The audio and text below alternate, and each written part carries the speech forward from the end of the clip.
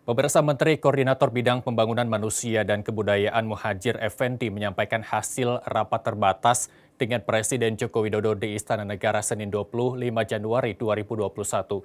Presiden menargetkan penurunan angka stunting atau kondisi gagal pertumbuhan pada anak hingga mencapai kisaran 14% pada tahun 2024. Dalam upaya tersebut, Presiden telah menunjuk Badan Kependudukan dan Keluarga Berencana Nasional BKKBN sebagai ketua pelaksana untuk percepatan penurunan stunting. Kami hadirkan dialog Nusantara siang berikut ini.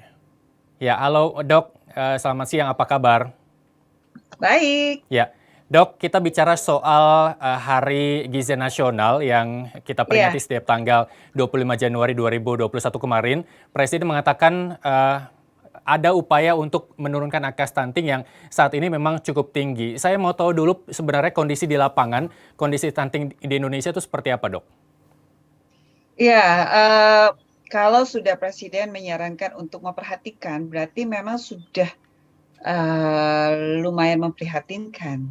Di mana mungkin saat ini di mana kita menghadapi pandemi COVID-19 dan pemilihan makanan kita itu penting banget untuk kita perhatikan, terutama di sumber proteinnya dan kecukupan zat gizinya. Kalau itu tidak mencukupi, akan menyebabkan seseorang itu status gizinya lebih rendah dan resiko untuk terkena berbagai penyakit, apalagi sekarang dengan COVID-19 mungkin akan makin meningkat. Dan dengan mungkin asupan gizi yang kurang bergizi lengkap dan seimbang, itu meningkatkan angka kejadian terjadinya stunting. Jadi anak-anak kita, masa depan kita itu tinggi badannya kurang bisa maksimal dan hal itu perlu diperhatikan, jangan sampai tertunda sehingga um, anak-anak kita nantinya akan mengalami stunting tersebut. Baik, Dok, selain terlihat secara fisik pengaruh gizi buruk terhadap anak pada masa pertumbuhannya, apakah ada pengaruh-pengaruh lain yang ditimbulkan akibat kekurangan gizi ini, Dok? Ya, jadi kalau misalnya terjadi kekurangan gizi, salah satu yang kita gampang lihat tentu saja si stunting tersebut. Yang berikutnya mungkin berat badan dia yang kurus, ya. Jadi mungkin ototnya kurang, itu juga bisa terjadi. Yang berikutnya adalah mungkin dia mengalami kekurangan zat besi, jadi anemia. Nah, pada anak-anak yang mengalami anemia tentu saja harus mungkin kalau dia sekolah, dia kurang bisa menangkap dengan maksimal Ya. uh, ilmu yang dia sedang pelajari.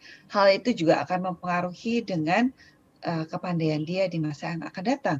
Kalau dia juga kekurangan zat besi, dia juga menjadi mungkin cenderung ngantuk atau lemes. Hal itu juga tentu dipengaruhi dari asupannya dia. Tentu saja asupan yang bergizi lengkap dan seimbang itu perlu diperhatikan. Jadi asupan proteinnya, kecukupan proteinnya itu juga penting diperhatikan. Jadi bisa dari mana saja asupan protein tersebut. Mau dari ikan, dari ayam, dari telur, tahu, tempe, kacang-kacangan, dan didukung sama sayur-sayuran dan buah-buahan itu penting sekali. Jadi tidak hanya melulu misalnya diperhatikan hanya karbonya, misalnya anaknya cuma dikasih nasi dan bakmi mungkin ya, itu merupakan nasi dengan karbohidrat dengan karbohidrat. Jadi kelengkapan zat gizinya kurang terpenuhi. Jadi perlu dibantu misalnya dengan tambahan proteinnya. Dari mana saja boleh. Baik. Didukung sama sayur dan buah dan tentu saja didukung dengan lemak bagus. Dan mungkin lemak bagusnya itu yang agak kesulitan karena kan kalau kita mau mengharapkan dari minyak zaitun ya kan lumayan mahal. Jadi bisa dari misal dari ikan. Kalau bisa ikan laut itu juga akan lebih sangat membantu ke arah uh, lemak bagus yang mereka bisa dapatkan. Kalau omega 9 juga itu ada di kacang-kacangan, di buah-buahan kayak alpukat, itu juga bisa membantu. Tapi yang paling penting adalah makanan dikonsumsi jangan hanya karbohidrat. Ya. Jadi mesti didukung sama sumber protein, sumber sayur dan buah, mungkin ditambah dengan susu. Jadi kalau misalnya dia kurang banget, mungkin perlu adanya tambahan-tambahan susu yang tinggi kalori.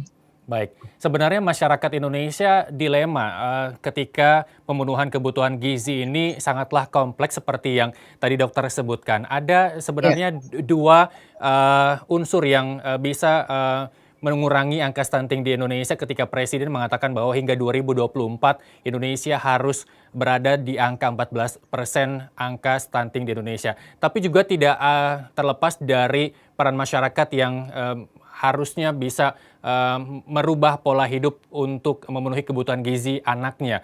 Seperti kita ketahui bahwa beberapa daerah di Indonesia memang tingkat ekonominya sangat rendah, Dok. Bagaimana mereka memperoleh ataupun memenuhi kebutuhan gizi yang sangat kompleks yang tadi dokter sebutkan? Jadi mungkin perlu bantuan berbagai pihak ya, baik dari pemerintah atau dukungan masyarakat sekitar situ, atau dukungan masyarakat di tempat yang mungkin masih bisa memberikan bantuan. Jadi dukungan keseluruhannya itu akan mungkin dibutuhkan untuk membantu ke arah stunting tersebut. Nah, yang berikutnya adalah mungkin nggak ada salahnya untuk kita mulai juga bertanam.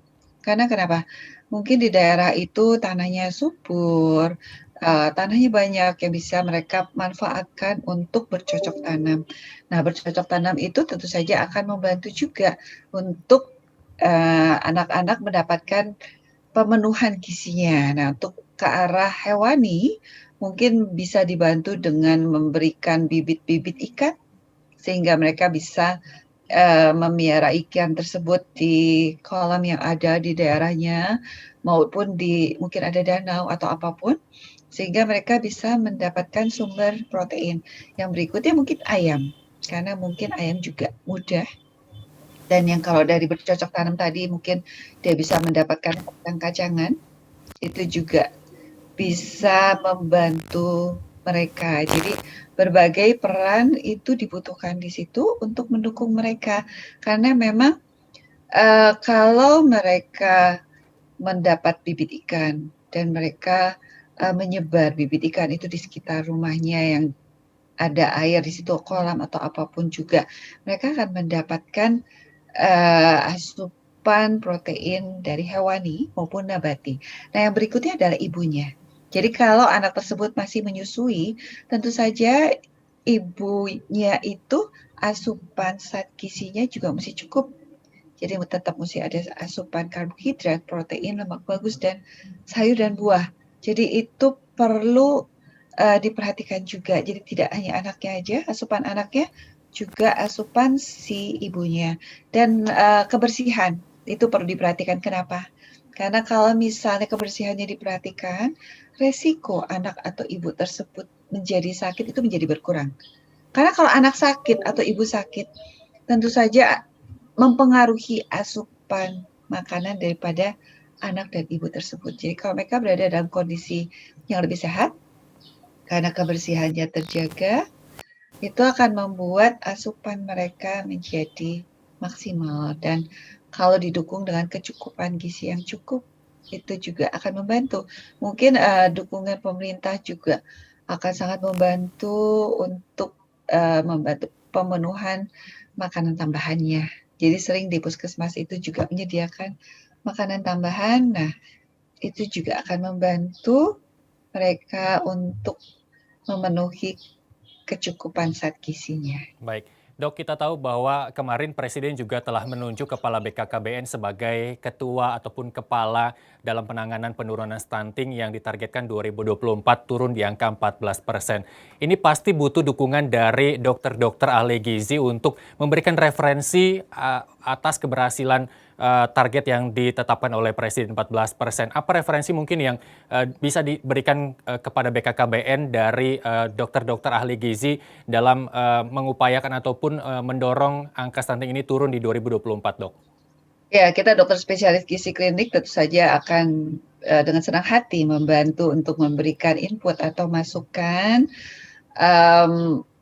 untuk pemilihan makanannya, sehingga misalnya ada kendala di sini, kita carikan jalan keluarnya. Mungkin kita ambil dari sini.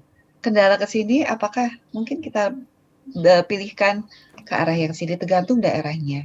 Jadi kalau misalnya dia adanya di laut, mungkin pemenuhan akan zat gizi yang dari bahan laut, itu tentu saja akan membantu memaksimalkan di situ. Kalau dia jauh dari laut, ya kita pilihkan dari yang lain. Karena Ya. kadang-kadang misalnya sumber karbohidratnya susah, ya udah di situ adanya apa? Misalnya situ ada singkong, atau ubi, atau jagung, boleh-boleh saja.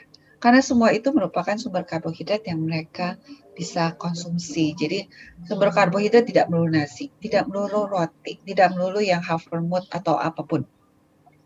Apa yang ada di daerah situ, itu bisa kita manfaatkan sehingga disesuaikan dengan kondisi daerah masing-masing. Ya. Ya, kita akan sangat bersedia banget untuk membantu memberikan input apa-apa saja yang sebaiknya mungkin dipertimbangkan untuk dikonsumsi atau kita lihat daerahnya di situ.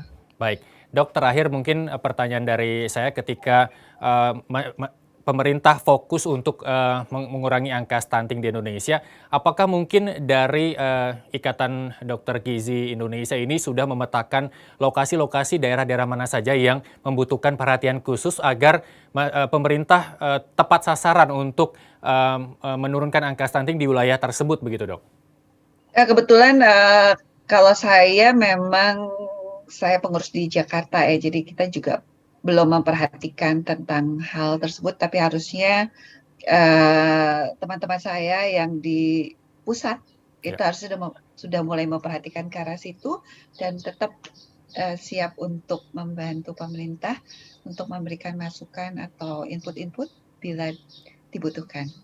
Baik, terakhir Dok, harapan dari Dokter Sindiawati terkait stunting di Indonesia ke depannya seperti apa? Kita harapkan sih memang 0% begitu ya, anak-anak Ya, Indonesia yang kekurangan gizi tidak ada lagi. Atau mungkin seperti apa harapan dokter ya sendiri? tentu saja harapan kita mereka itu adalah penerus bangsa.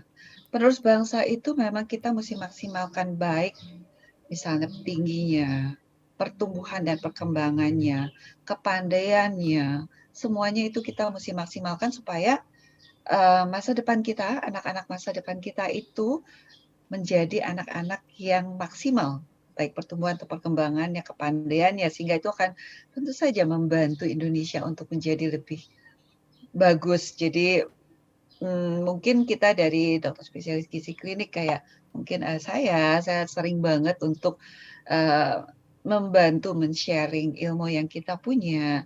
Sering juga saya diminta untuk memberikan webinar-webinar atau bicara mengenai berbagai hal, kita dengan senang hati membantu di situ. Jadi dengan ilmu yang kita punya, kita siap membantu di setiap acara.